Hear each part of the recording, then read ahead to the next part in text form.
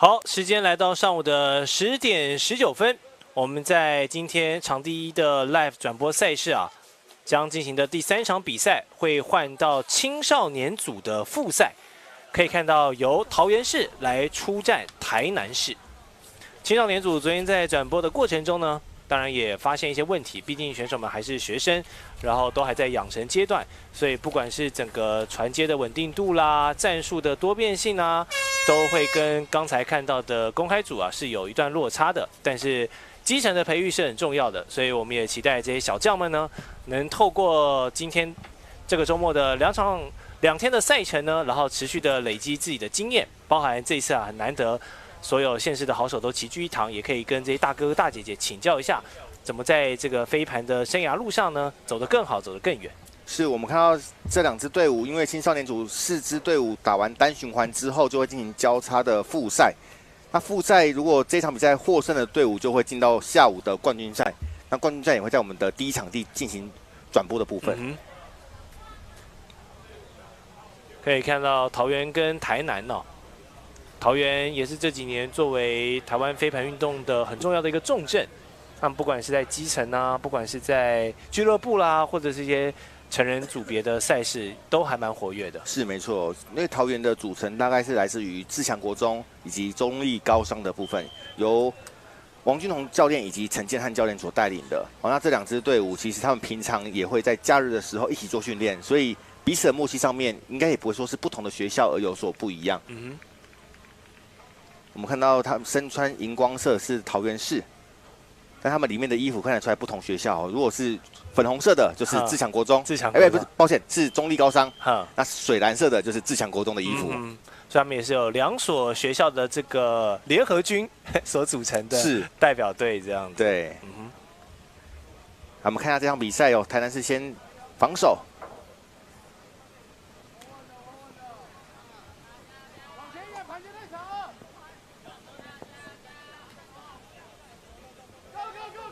这场复赛也是打60分钟11分制，谁先抢到11分或是60分钟时间终了领先2分的队伍就会获胜。哇，这边一个长传哇，不过在光跑动就在追了，所以连跳都没有办法尝试。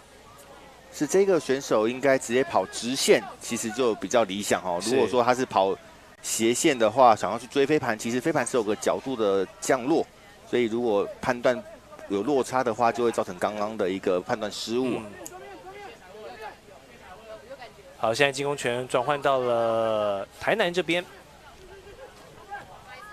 代表府城的这群小将往前送，有一个哇，这个追不到，长了一些。对，很努力的跑了，但是没有办法。这场比赛跟上一场的公开组就有一些不小的落差，当然，毕竟实力上以及所谓经验上面的差别，对，就会导致所谓的失误率可能会稍微提高一些。因为他们也还在发展，所以整个不管是肌肉量也好，身高也好，整个运动表现都还没有达到，都还在发育的阶段。是没错，所以我们也希望他们透过这样的一些大型的比赛，跟其他县市的一些对抗之后，找到自己的一些需要再增加的地方，让自己能力可以持续提升。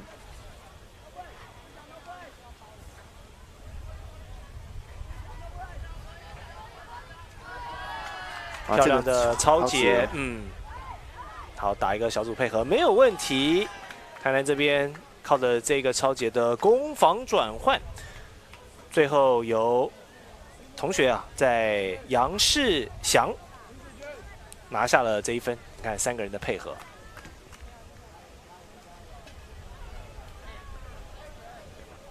以目前台湾的战术系统来讲的话 ，stake 一直线的时候，我们大部分会让最后一个选手出来接飞盘。那这是你知道，我知道，可能独眼龙也知道的情况。那你要如何去做防守、因应，或者是转换一些不同的一些战术跑位？这是我觉得选手们可能飞盘场上也是需要相对的灵活度的一些想法。你不能只有一直线的一些概念，我就是要这样走。如果这个路走死的，我还要持续走，这样你可能撞得头破血流啊。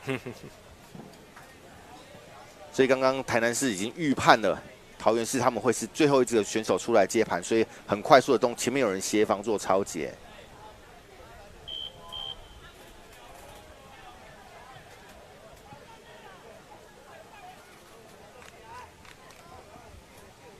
当然是的12号同学吴廷婉负责开盘，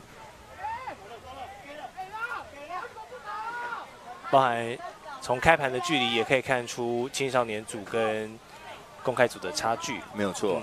不过他们在这个阶段先求开稳定，对，先求照正常的目标，因为很多时候大家会想要用力去开盘，反而出界了。出界其实对于整个那个进攻或防守方面没有太多的一个好处，不如我们先求稳。好，这里被又是一个超节，对，胖子，外号胖子的同学，是台南的精神队长尤威林。可看他的身材其实没有到很胖，对。不会啦，学生时期的胖不是胖，对。像我是中年过后开始变胖的。不过因为我们说飞盘运动有大量的跑动，是它有很多的有氧跟无氧的转换，所以其实在维持身材苗条这一块是蛮好的。是，现在场上出现了一个 call， 那观察员也介入做一些讨论，毕竟青少年组的时候比较常容易发生一些彼此对于规则上的不同的想法，对。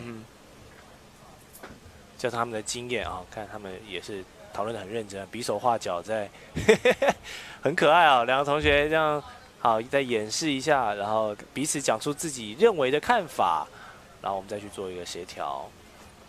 对，后面看到2位观察员在做讨论，然后待会如果双方没有共识的话，就会请观察员做介入，然后做成最后一个判决。场上讨论的选手是桃园市的5号叶永祥，以及桃园的66号陈维杰，不好意思，他的球衣绰号叫做小别扇。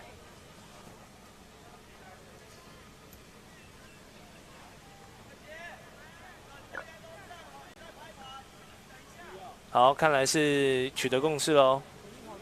对，然后盘权一样，在桃园市手上。好，那比赛重新开始。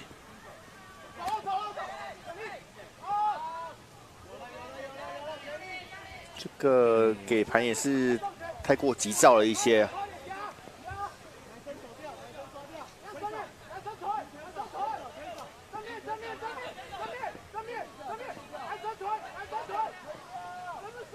哇，这个就在中间被打掉了，很快就给了对方一个攻防转换的机会。好，不过这个持盘的同学他蛮有耐性的，他示意其他队友先往前跟进，不要急。好，伸手要盘，永祥现在在控盘，哇哦，追，哎，可以。哇，不过这边发生了一些状况。对，场上有个 pick call，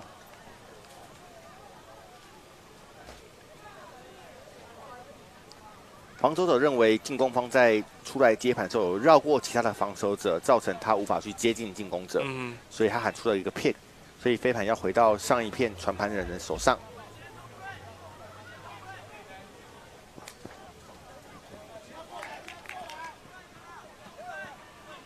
好，利用3个人维持一个三角形，不断的交错，在找寻 end zone 线前的机会。不过，是不是在得分区里面的女同学可以尝试再做？好，这边还是由这3人来完成了。对，我刚刚还正想说，是不是女同学可以再尝试多一点的跑动，也是去拉开里面的距离，一个蛮好的想法。但他们有可能是希望是。我们因为在得分线前面，其实空间已经没有到很大了，因为我们场上是7个选手，对手还有加上队友7个，总共14个人在得分区附近。在大部分我们会希望做叫做 ISO 的战术，就是说我们只设定2到3位选手去动这片飞盘，那剩下选手全部退到底线，让空间感可以变得更大一些。对，那我们现在画面上的是桃园市的教练。张爱勋教练，好，现在在指导他们青少年组，在说，如果我们在现场发生了一些状况的时候，我们该如何做一些诠释哦。张教练也是我们中华民国飞盘协会的秘书长。秘书长，对他也是对我们的整个全台湾的飞盘是贡献良多啊。没错，昨天在场边也是亲力亲为，在张罗这个大会的各个项目啊。其实飞盘协会在这几年的成长是相信是有目共睹的。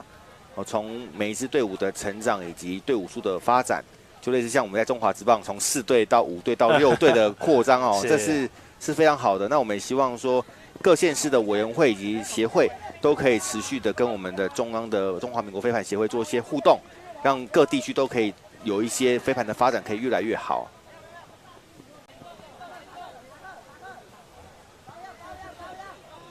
好，这里没有传递的空间，这里往里面送，崔伯郎。其实现在10分钟过去了哦，双方1比1，对，相信场上的选手其实也是蛮辛苦的，毕竟会不断的一个折返来回跑。但是稳定度，我们是在教育青少年的组别的时候，会觉得这是蛮重要的，因为你把飞盘稳稳的传到你的队友手上，避免一些太过快速的急攻，导致一些失误产生哦。比赛已经进行超过10分钟的时间了，双方现在一共只拿了2分，应该是我们这2天转播目前为止啊最低比数的一场比赛。对，现在这个看起来哇，又是一个失误产生。是，而且飞盘在空中好几个人都碰到了，但是都没有办法把它控制下来，最后就被毁掉。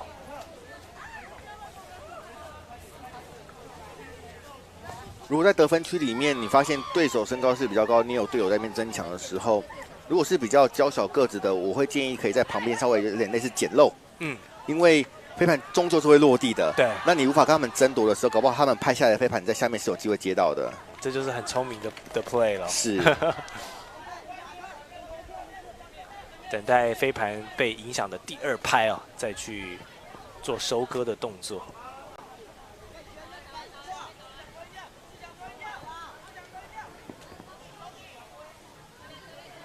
好，现在盘权在桃园市的手上。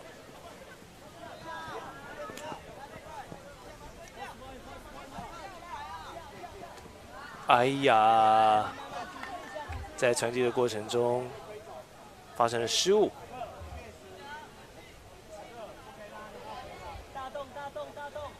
3号的许恒轩没有办法很好的接到男同学的传递，这边前点2个人争抢。好，台南没有问题，拿下这1分。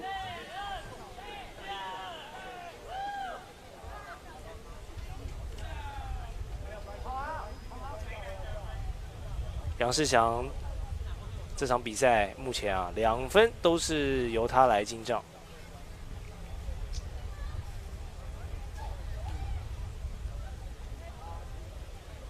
看来被赋予的任务就是在进攻端的时候适时的前点冲线。是，其实我们在飞盘场上的定位大概有几种，第一个叫做控盘，就有点类似控球后卫。对，再来就是我们的跑锋。对，大概这2个定位是比较明确的。但是我们还是会希望所有的选手对于这2个位置都可以打个类似全方位。因为你在场上，你如果只会控盘的话，对手其实蛮好守你的，你都会在后场不断的做接应而已，并不会往得分区里面去做一些突袭，这样子对你的进攻灵活度就会变得比较差一些。那威力教练以前在选手时期，这2个位置你比较喜欢、比较擅长打哪一个？其实刚开始接触飞盘的时候，因为我都是跟外国人玩比较多，他们的传盘能力都蛮强的。那时候对于我的飞盘的传盘还没有那么稳定，都是以跑锋为主，因为可以跑得分区接到飞盘，对，大概就是画面上最精彩的一个画面。但是随着年纪慢慢的增长，队伍数开始带了一些新的队伍，你必须要承担起控盘的角色。但其实，在控盘有点类似像在篮球的控球会或棒球上面的捕手，你是可以掌握全场的。我觉得那个感受度是蛮强的，你可以透过你的传盘，然后引导你的队友，然后在得分区里面接到飞盘，我觉得是蛮好的这样子。现在双方场上又有一些争议性他认为他接到飞盘了，但是被影响到我了，对手影响到。来，我们看一下慢动作。两名同学在争抢过程中，确实手有被后方给拍到。对，但是进攻方并没有完全的掌握飞盘哦。现在飞盘规则都规定是说，你必须要完全掌握住，让盘旋转的情况是停止的。你这种拍到我，你才算犯规这样子。好的，两位同学也看一下最后。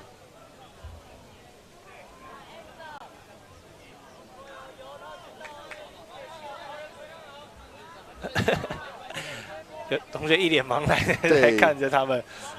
好，观察员指导他们说，你现在看起来是双方是确认是有犯规情况。OK， 好，就回到盘权还是在桃园市的手上。好，一个短距离的传递，没有问题。2-2。对。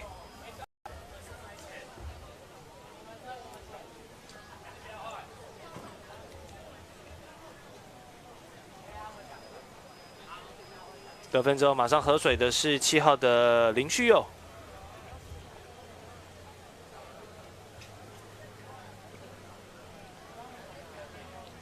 这种闷热的天气啊，对体力的流失跟消耗也很大。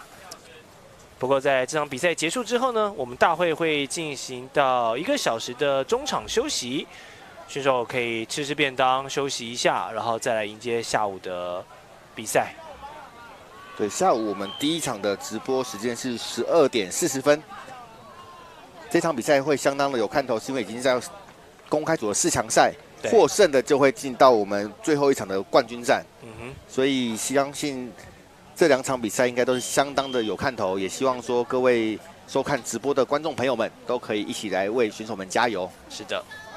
这一次的赛会呢，我们直播一共可以在 YT 还有 Facebook 都看得到，所以观众朋友也请不要吝啬，帮我们按赞、订阅、分享，然后也追踪，让我们的小编呢有更多的机会来为大家服务。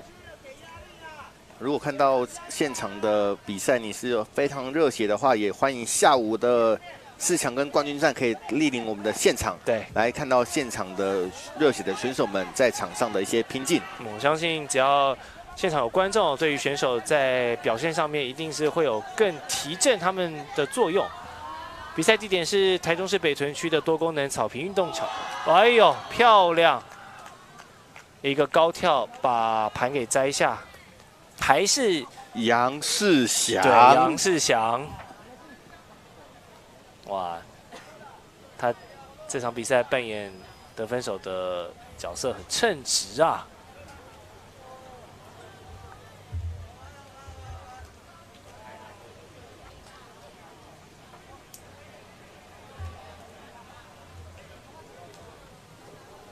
而且我以前运动的时候，我都很佩服，就是戴着眼镜运动的同学，因为我脸部会出很多汗，是，然后眼镜会滑掉，或者会雾掉，所以我都觉得哇，能戴眼镜运动的人好厉害。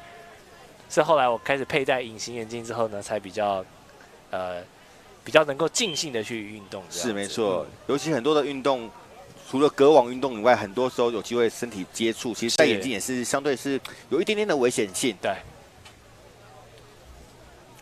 不过看来对我们的杨同学是没有什么影响。是，他戴的眼镜呢，还是拿下了3分。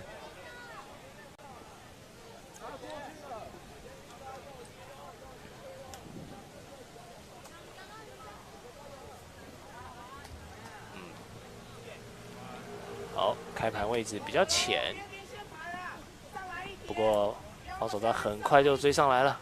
现在规则就是会男生跟女生轮流的做开盘。我个人认为这是一个非常好的，因为以往都是男生比较会开，所以都给男生开，女生就没有办法成长。看看这片，还是有，没有问题。小别扇，敬个礼哈。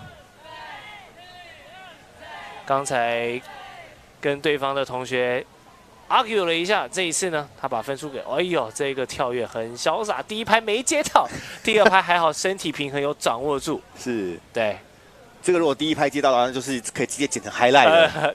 也可以，第二拍也可以。对，来自我们的小别扇陈伟杰66号。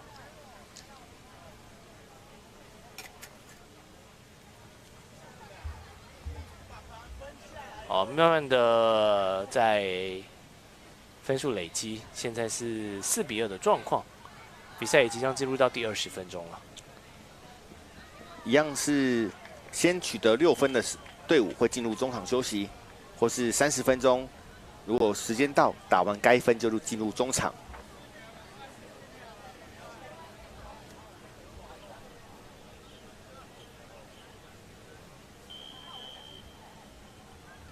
场上现在是4女3男的配置。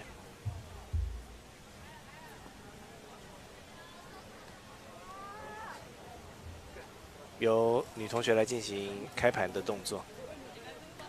对，其实现在规范是男女要轮流开盘，对，可以让女生也更有一些开盘的一些成长。是，而且其实老实讲，这几天在播这个公开组的比赛，我发现很多女开盘手她们开的盘其实很稳定，而且不亚于男生，对，不亚于男生的品质。其实我们发现许多的男选手就是会用蛮力，想办法越丢越远越好，但是其实你出力过大，可能会有一些角度上的一些偏差，但是女选手会求比较稳定，是对。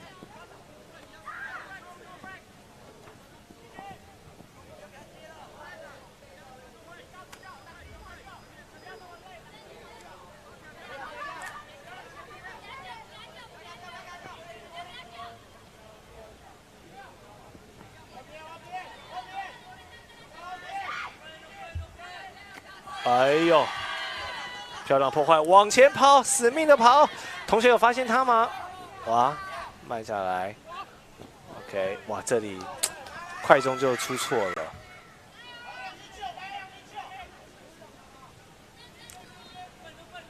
好看桃园市可不可以掌握这一波的进攻权？找到队长陈伟霆，这边再有些，哎呀，也是没有哇，连续的失误。这边要先喊暂停了，场上教练喊出了简单做啊，真的，这确实我们在中等学校的比赛或者是一些大专的比赛，偶尔都会发现一些选手可能会做的过于他自己能力的事情。因为我们都会建议选手平常在练习的时候，如果你没有做过这个动作，在比赛场上更不要想办法做出来，因为那个可能是你不熟悉的。更容易造成一些失误的产生哦。我现在场上在指导的是自强国中教练王君宏王教练，他也是不断的用一些行为跟动作来告诉选手们在场上该做些什么事情。尤其是刚才那一波，双方其实都打得很凌乱。王教练也有报名明年2025双北世壮运的争夺赛的选手，他打的队伍是 All Star Team， 那个 O 不是 ALL 是 OLD， 哎，对，他是打 All Star Team， 人家是全明星赛，他们是这个年长明星赛。是，可是这一支队伍大部分组成也都是过往的中华队选手。是。也希望2025年在台北的世壮运有飞盘项目，各位观众朋友都可以到现场去收看。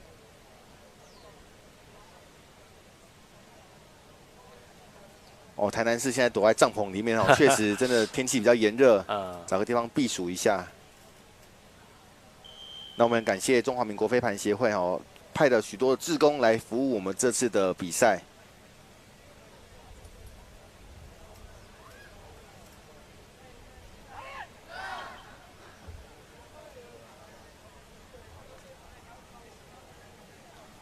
好。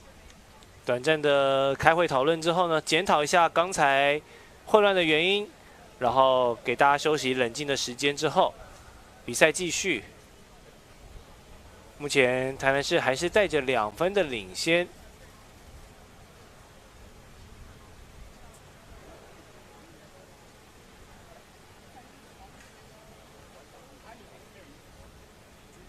暂停结束之后，进攻方会先开始布阵他们的站位。防守方确认没问题之后，才会贴上去。这时候进攻方是不可以再做任何的移动的。好，可以看他们全部都排成比较线性的感觉哈。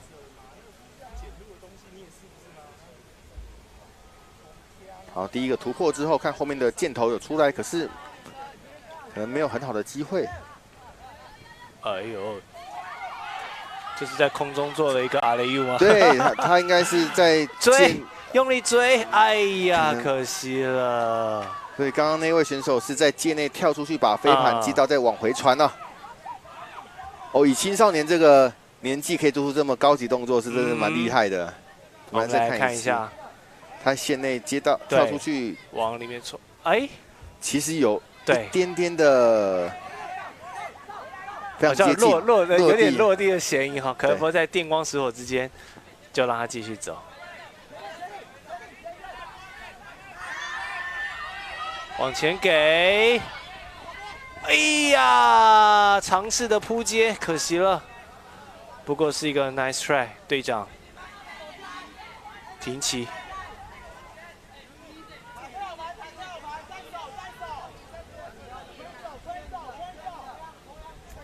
队长这样以身作则的表现是可以激励队友的士气的，是没有错。哇，队长在把这片直接守下来啊！哇塞，攻防两端毫无都以身作则，带头起士气啊！这就是桃园市背号13号的队长张廷启。大脚张廷启那个最后面有个位置啊，看看是不是他会出来接飞盘。被粘得很紧，在找寻第2、第3个机会点。白红瑶，哎呦 ，OK， 非常会找镜头啊，非常会找镜头。刚才这1分钟大概就是他个人秀啊，从那个 hustle play， 再到精彩的防守，再到这一次绕底线的这个出其不意，我们的桃园市青少年组代表队的队长张廷启拿下了这1分。哦，有这种现场转播的我都很怕会不会有选手的袜子里面藏了一个麦克笔哦。美式足球看到得分之后，从袜子拿麦克笔出来，在球上签名呢。如果有这样子的话，我觉得这个选手的脑袋一定是相当灵活的。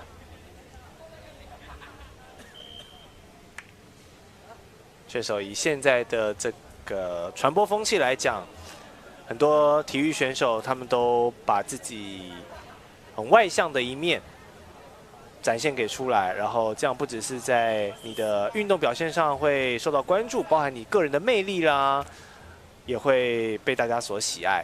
然后再加上我们说，现在台湾其实很多运动都希望慢慢走向职业化。是。那在职业化来说，你一个选手的 charisma， 你的这个个人魅力啊，就会是一个商业性必不可少的东西。没有错。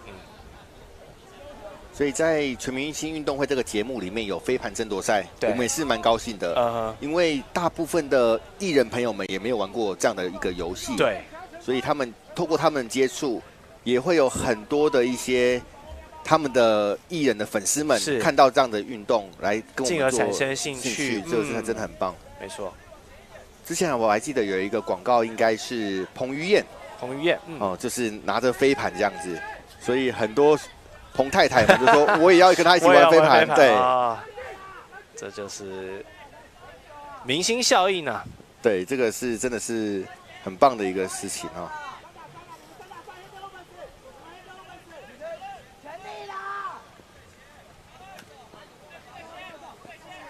转距的传导，桃园这边有机会吗？有，可以在防守者上来抢先一步，把飞盘给抓下。16号的林子君拿下了桃园社追平分喽。现在台南似乎受到了一些情况，没有办法。他们在刚那波混乱之后啊，好像找不回状态。这一分桃园是拿下之后，4比4，应该接下来进入中场休息了。对，看谁先拿下第5分，可以以领先的队伍，然后进入中场。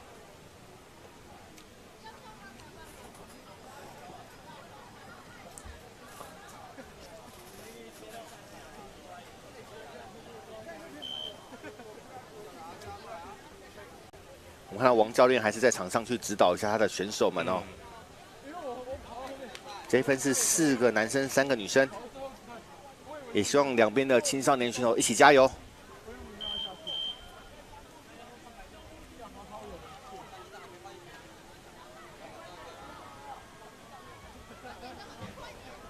好，举手示意，准备开盘。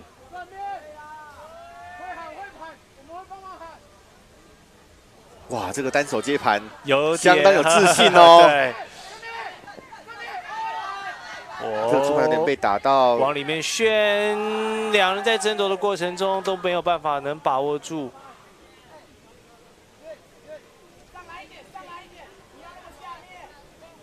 哦，教练说上来一点哦，让队伍进攻的距离缩短一些，这样才会让从队伍里面到得分区的距离是比较有空间的。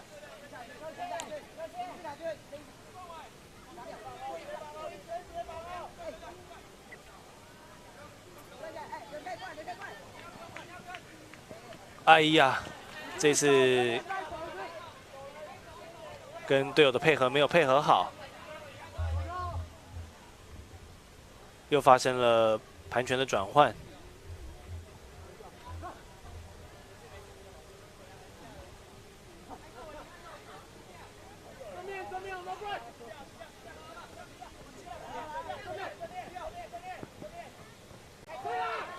哇，真的是互相送了一个盘拳哦。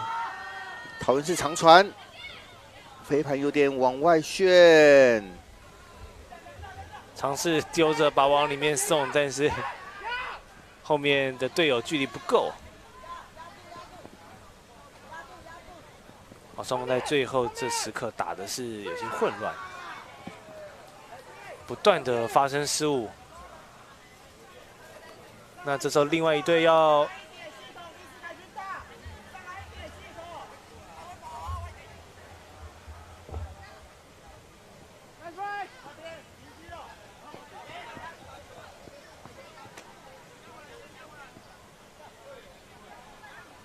中间位置打动作，好往前给，前面有防守员哦，他跳着去影响监视，没有办法拨到。终于耐心的等待之后呢，桃园市这边啊，1号的林诗凯君终于有机会啊，接到队友的这个中距离的传盘，拿下了第5分。这一分拿下来之后，进入中场休息了。对，中场休息。哇，刚才双方也是打得很混乱、很累，赶快下去冷静一下，然后稍微喘口气，稍后回来再看这些小选手他们下半场的表现。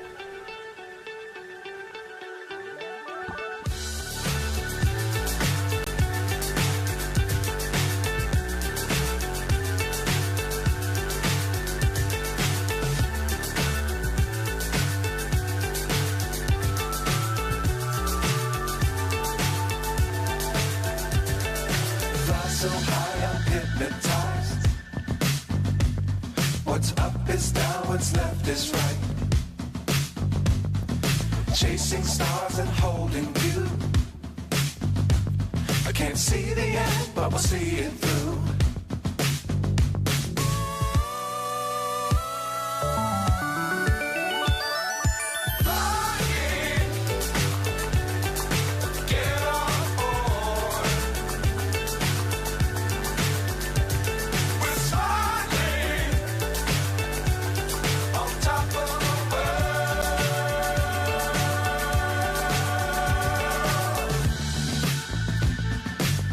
Times don't fly too high. Be sure to keep the ground in sight. Fly forever if you keep it tight. Love the world, but keep the sky on your mind.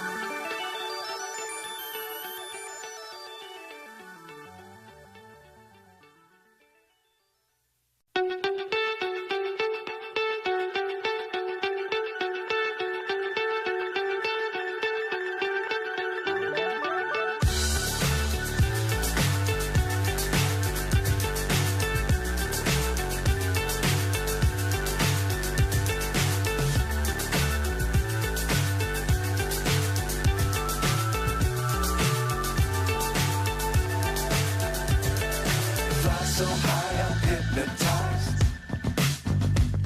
What's up is down, what's left is right. Chasing stars and holding you. I can't see the end, but we'll see it through. 回到我们的转播现场，今天是进入到星期天了。那这个周末在台中市北屯区多功能草皮运动场，连续2天的这个算是飞盘的盛会，来自各个县市的代表队也是利用这个机会来以赛代训哦，为之后的全民运来做足准备。那青少年组的复赛呢，桃园市跟台南市的2支队伍的竞争现在只有1分的分差，然后他们也在争取哦胜者可以继续往下走的这个优势。对，这场比赛获胜的队伍呢，会进入到下午的1点50分的冠军战哦，看是不是可以把冠军带回去。嗯哼。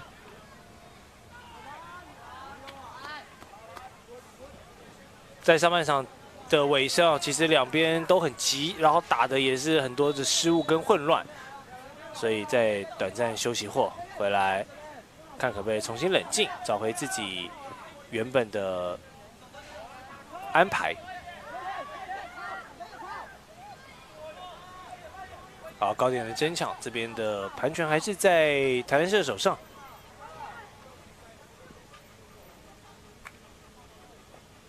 好，场上又发生了一些传盘后的犯规，现在双方选手在沟通当中。对，而且观察员站的位置很好，他就站在他们面前。是这个 play 他应该是看得很清楚的。对，可是他现在旁边抓头，因为他也不能马上做一些裁决啊。他就是先让他们自己去讨论。观察员严恒也是这2天非常辛苦哦，在场边帮忙一些指导或者是一些建议。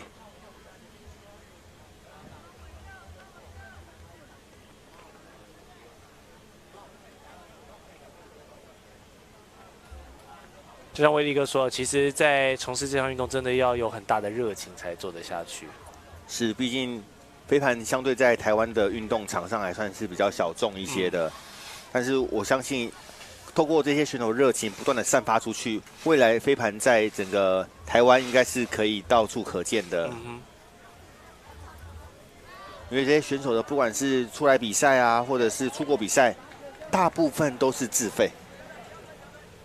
那也要感谢他们的青少年组的家长们都愿意支持，来让他们的儿女一起到我们场上来做一些拼搏这样子。这一盘有点太过急躁了。这是要找谁呢？哇！不过其实前点的女同学跑得很快啊，只是这个送盘的理解跟距离还是有一些落差。黄子璇刚在前点飞奔而去，但是还是差得有点远。好，目前下半场回来，双方都还是没有办法能打破刚才的僵局，比赛分数还是定格在5比4，桃园1分领先的状况。哎，这边被终结拦截掉。好，看一下可不可以利用这一次的攻防转换。哇，这边喊扣了。防守方认为他要去追桃园市13号队长张庭琪的时候，有被绕过一个进攻方哈，所以喊出了一个 pick。在场上比较不像篮球是可以做一些挡人的动作，所以我们在进攻的时候也必须要找一些相对好的路线，避免对手喊了一个 pick， 导致我们的进攻停滞下来。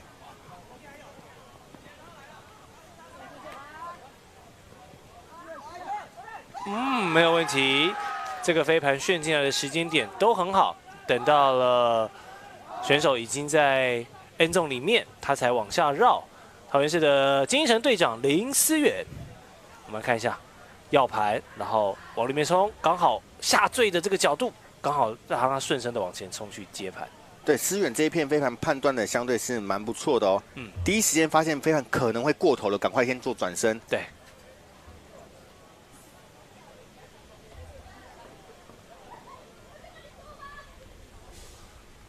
每个回合都要把握时间补充水分。我们在主播台也是不断的灌水。对，因为这个天气是相当的闷热啊，也辛苦所有的转播的伙伴们。嗯哼。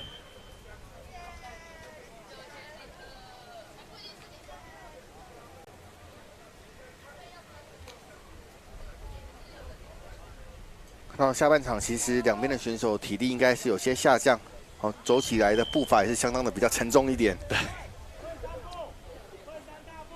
确实，我们昨天在转播的情况也是这样，就是在中午休息前的最后一场比赛，选手的注意力是比较容易就放掉了。是没错，因为已经经过从早上8点到现在，将近4个小时的时间了。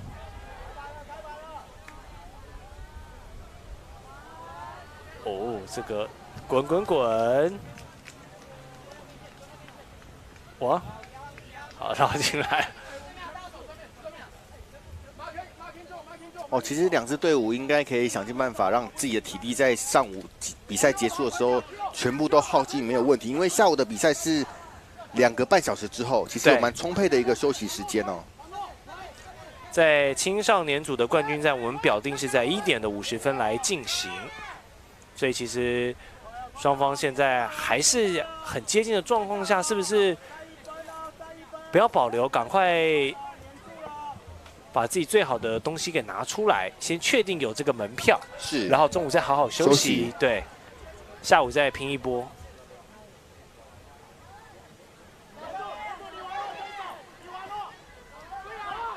哎呦，这个接盘发生了瑕疵。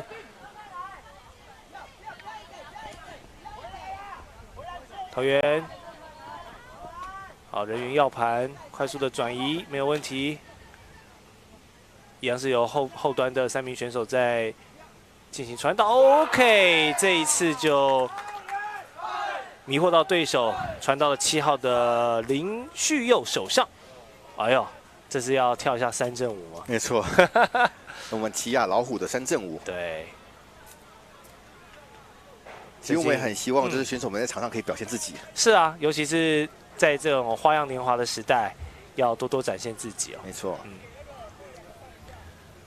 我们说近几年中华职棒的这个啦啦队风气啊，非常的旺盛，不仅找了好多位的韩援过来，包含刚才他跳的这个3正5，就是韩职的奇亚虎他们招牌的曲目。前一阵子，最近在网络上这个人气很高的啦啦队成员李珠莹呢，前一阵子也有来台湾，对，在富邦悍将的邀请他们来表演。哇，也是场面非常盛大，好多拿着那种高级镜头的大炮哥，是都想进去捕捉他的身影。对。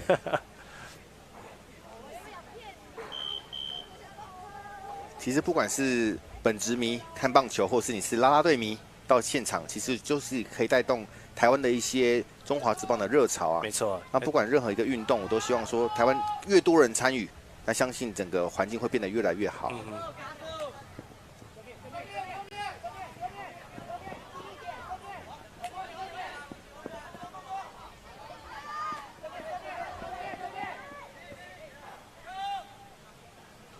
啊，这里节奏又被打乱了。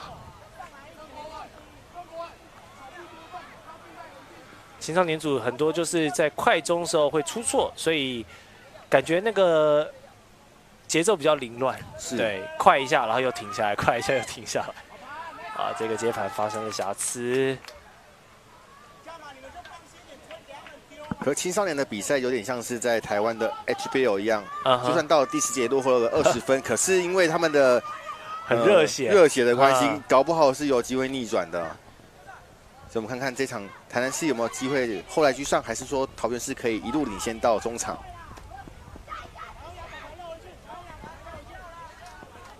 哎，在找队友的位置找不太好。哎呀，你看往回传的时候就。有瑕疵，这边哇，又是一个传盘的一个小瑕疵哦，造成对方的一个抄截，两边又开始乱了，都会互相受到影响。对，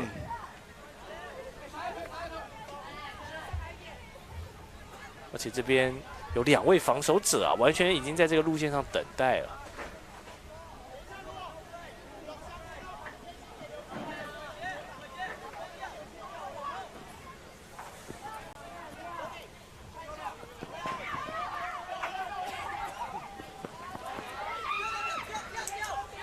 好，往前丢，前面1对1，啊，2个人都没有办法接到。哎呦，同学，哇，肚子可以看到桃园市的5号叶永祥哦。刚才看一下这个 play， 他发生什么事了？哇，没有办法接到，可能是落地的时候有直接撞到地板的状况。好，没事，跟场边示意一下。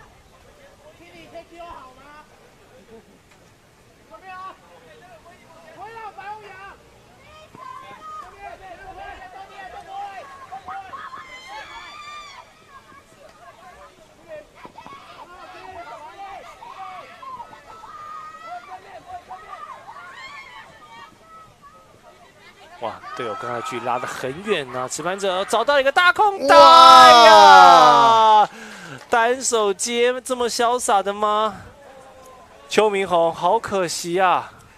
这一片因为是右撇子的正手传盘，它是一个逆时针的，我们会建议，如果真的要单手接的话，如果是左手去接会比较顺，因为左手它可以把飞盘整个停住下来，但是右手去接它，因为是逆时钟的关系，所以盘有机会被喷掉。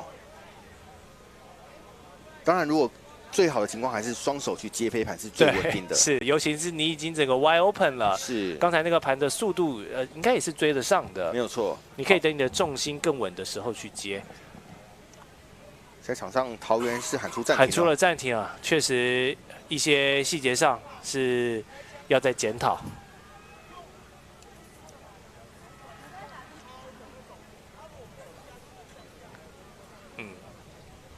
所以这2队暂停的位置就隔得比较远，这是比较我熟悉的行情。在之前我看到2队暂停就站在一起聊，也是蛮特殊的场面。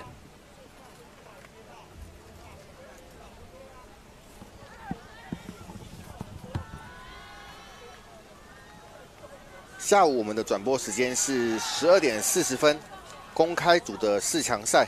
是由桃园市对上台南市，这2支队伍是上一届全民运动会的金牌战的交战队伍，所以相信精彩度一定是非常高的。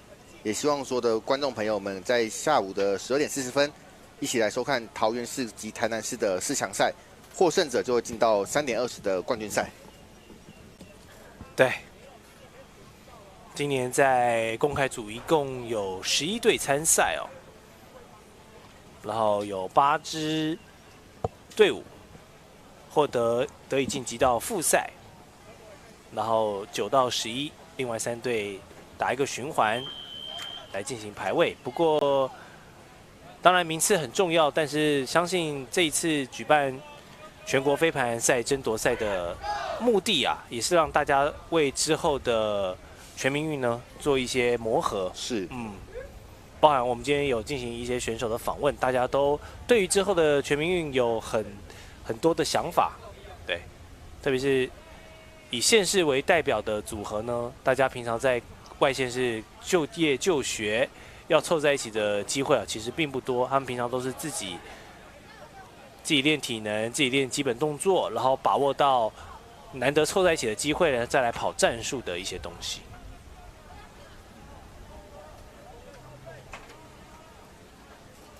好，我看到暂停结束之后，桃园市进攻也是把整个进攻的距离拉得比较长一些哦。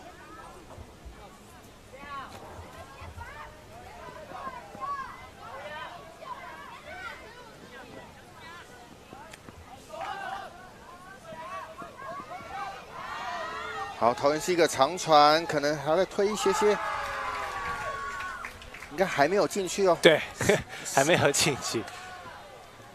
不过女同学反应很快，马上站到里面来等待接应。OK， 我们看一下刚才的状况，这里找到机会往前送，好接到，哇，他自己跑出来，没有被影响。现在场边应该是，防守者看起来他落地的时候有喊了一个犯规哦。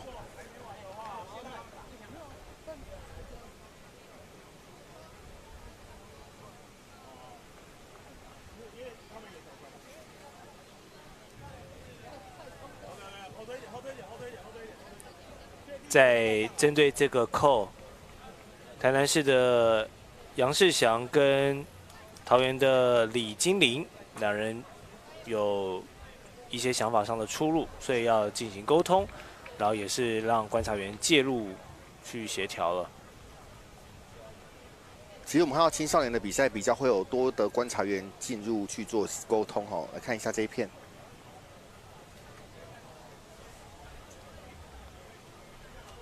好，他自己往外跑。哎，同学，给你。哦，是在判断这一片先被拨掉吗？可是最后掌握到的还是桃园这边。所以这片盘最后的判决是回上一片。OK， 那最后的协调下，决定回到上一洞。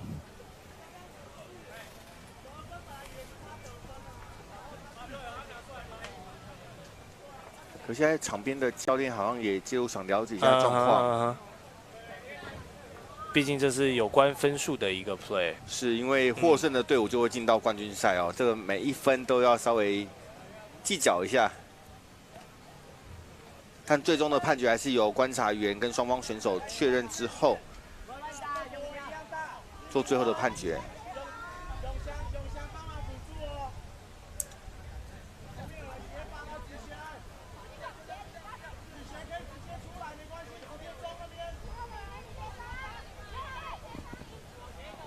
好，比赛恢复。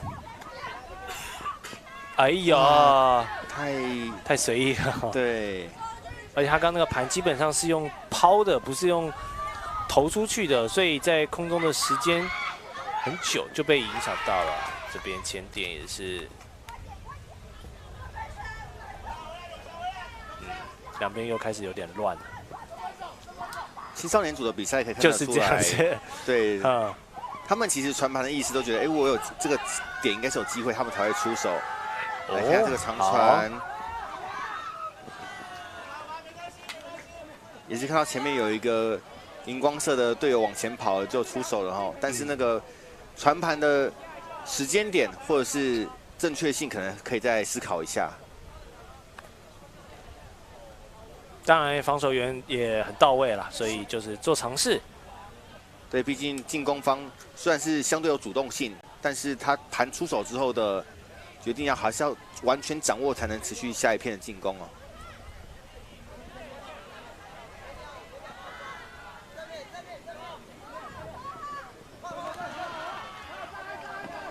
有威林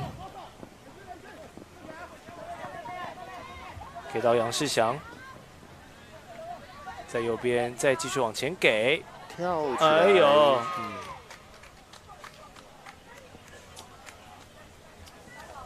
哇，这2、3片双方都是在空中的争抢哦，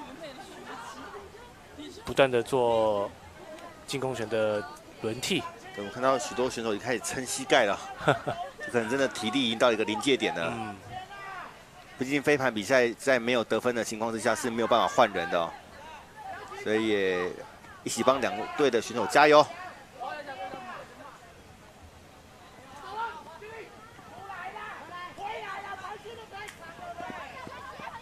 哎呀，开始乱了。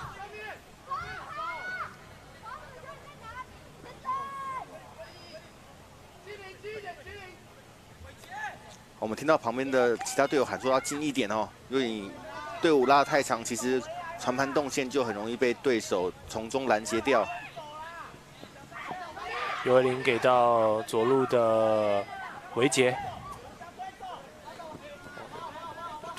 给一个颠倒盘，要找女同学，塞得太远了。对，看到12号的防守方已经摸头了，代表说他认为他读秒时间已经到了，所以进攻方是很快速的做出盘哦。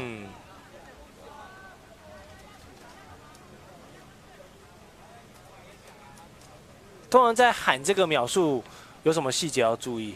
其实就是我们是正常的，我们会喊 Stalling 1，就是开始了，然后1秒、2秒、3秒这样子，但是有的时候有些人过于紧张，会喊得比较快，比如尤其到了8、9、10的时候会9、10，哇，这样子就是 fast count，就是你喊得太快了这样子，对，所以其实我觉得在读秒这件事情，大部分人都可以遵守了，只是有时候在比赛比较紧凑的时候、紧张的时候，他也是可能会快了一些。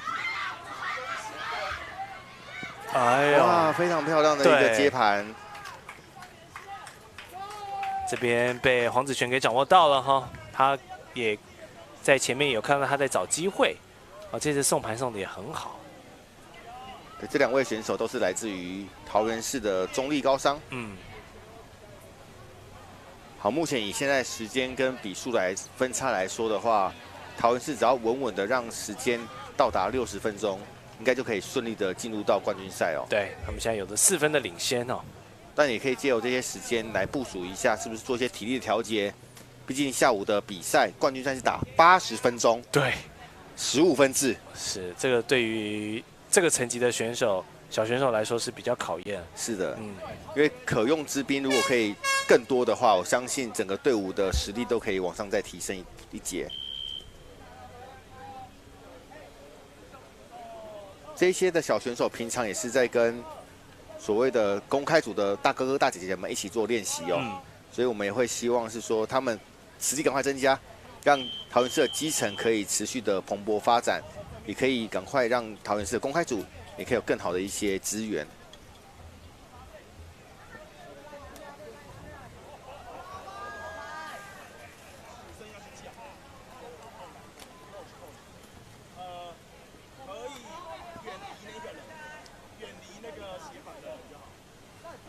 我看台南市可不可以借由这次进攻再多拿一些分数？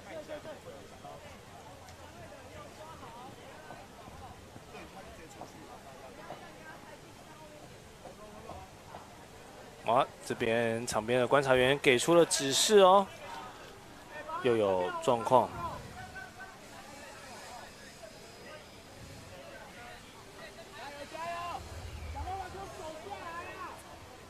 值班者是黄冠伟。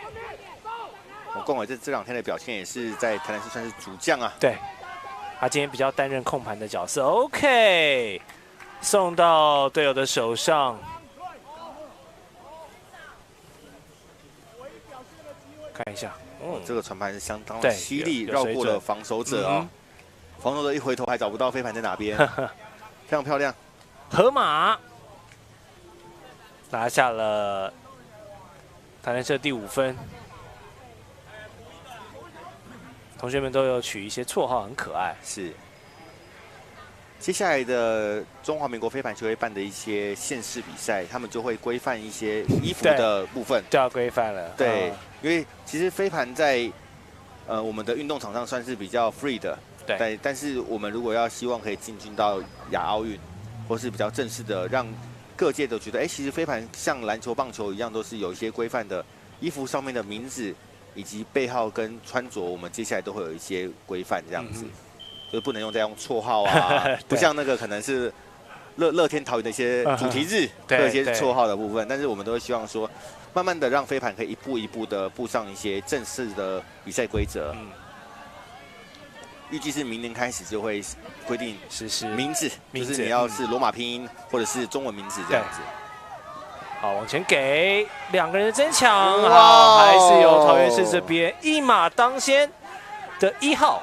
给抓下了这1分，林诗凯君，哇，这场比赛第2分，对 ，OK， 掌握落点的判断没有问题。好，场边鸣笛呢，这场比赛是9比5，对，我们就恭喜桃园市得以进军到下午来进行的冠军战。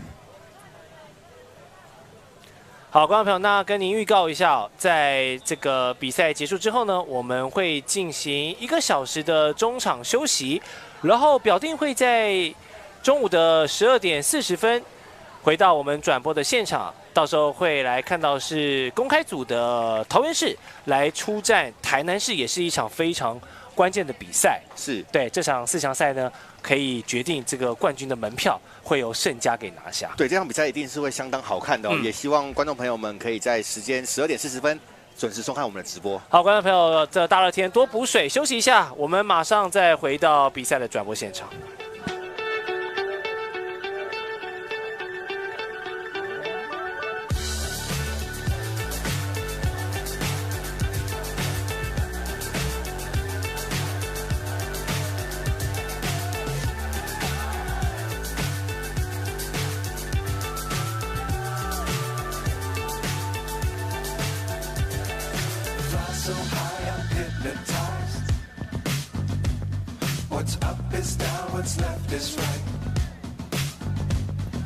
chasing stars and holding you. I can't see the end, but we'll see it through.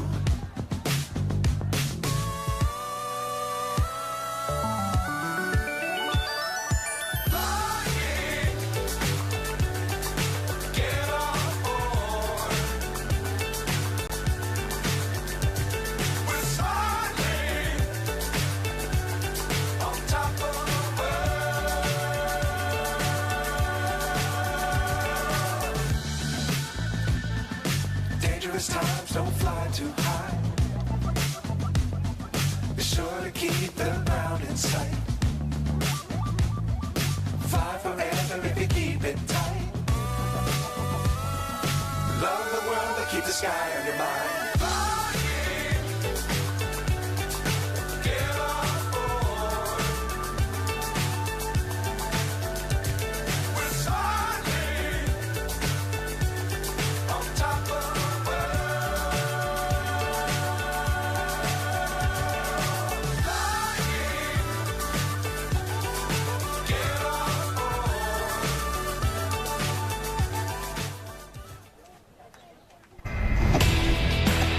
准备起飞了吗？精准投资，灵活移动，一起迎接飞盘新时代。